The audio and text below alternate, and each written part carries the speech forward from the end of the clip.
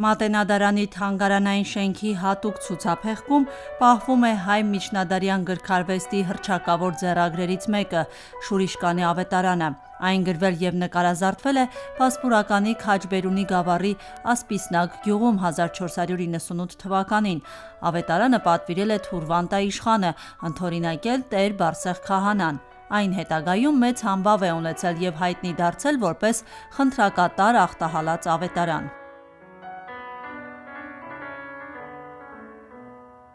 Շուրիշկանի ավետարանը գրված է բոլորագրով, կազմված է 322 թերթից, ունի 3 մանրանկար, բազմաթիվ կիսախորան անվանաթերթեր և լուսանցագրեր։ Ստվարաթղթե կազմը կաշեպատ է, ծածկված արծաթե քանդակազարդ ականակուռ կրկնակազմով, որի աստառը թղթից ու մետաքսից է։ Ավետարանն իր անունը ստացել է Համանուն գյուղում հայտնաբերվելու պատճառով, իսկ այդ գյուղում ավետարանը հայտնվել է 1603-ից 1604 թվականներին թուրք-պարսկական պատերազմի ժամանակ։ Սեֆյան հարստության 5-րդ արքա Շահ Աբասի նախաձեռնած շուրջ 500 000 հայերի տեղահանության հետևանքով։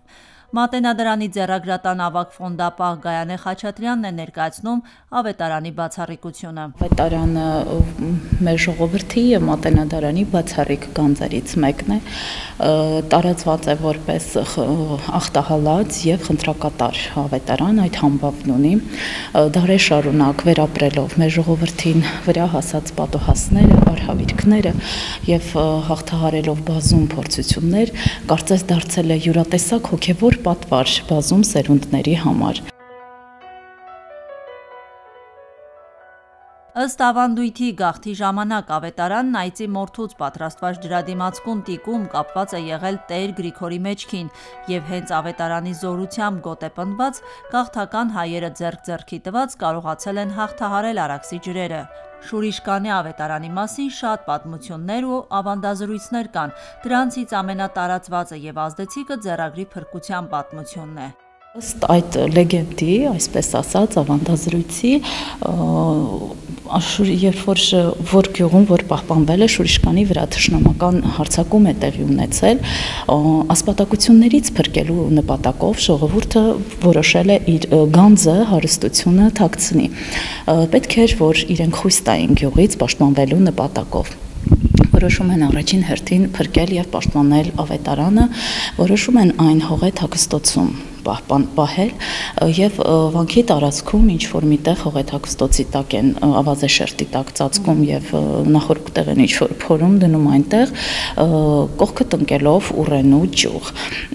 Անցնում է ժամանակ, ըստ լեգենդերից մեկի 7 տարի անցնելուց հետո, երբ արդեն խաղաղություն է տիրում և գյուղացիները վերադառնում են իրենց բնակավայր, բնականաբար շտապում են հագստոցից ազատել ավետարանը և տեսնում են, որ ուռենու ճյուղը ծառ է դարձել և այդ հատվածում աղբյուր է գոյացել, ջուր է հորդել և աղբյուր գոյացել։ Շտապում են ազատել ավետարանը և տեսնում են, որ չի վնասվել։ Տեղում մատուռ են կառուցում, աղբյուրը կոչում են Պապի աղբյուր, որը դառնում է ուխտատեղի։ Ավետարանը մեծ հեղինակություն է ունեցել ոչ միայն հայ քրիստոնյաների համայնքում, այլև օտարների, հատկապես իրանցիների շրջանում։ Կան վկայություններ, որ բազմաթիվ պարսիկ մեծամեծներ իրենց խոսքին ուժ ու կշիռ հաղորդելու համար շատ հաճախ վկայակոչել են Շուրիշկանի ավետարանը։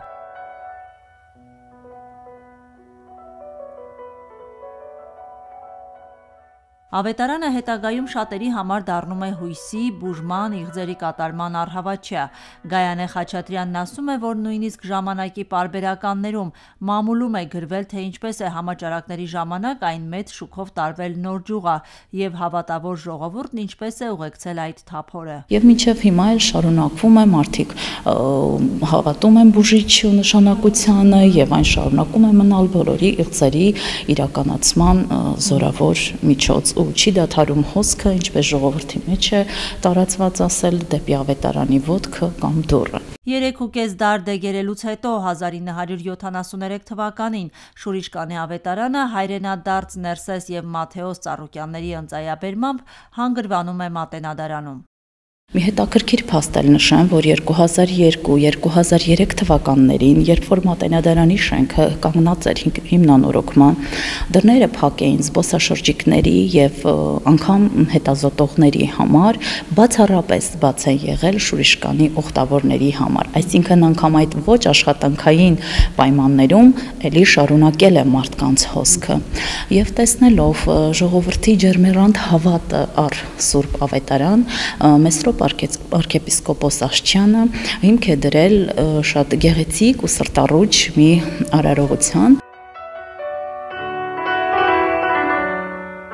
2002 թվականին Մեսրոպ arczepiskopos Աշճյանի խնդրանքով առաջին անգամ ձեռագիրը կրկնազատիկին դուրս է բերվել Մատենադարանից եւ տարվել Մուղնիի Սուրբ Գևորգ եկեղեցի։ Բայց ի տարբերություն ներկայիս, որ տարվում է կրկնազատիկին, առաջի երկու անգամ տարվել է Սուրբ Սարգսի տոնին։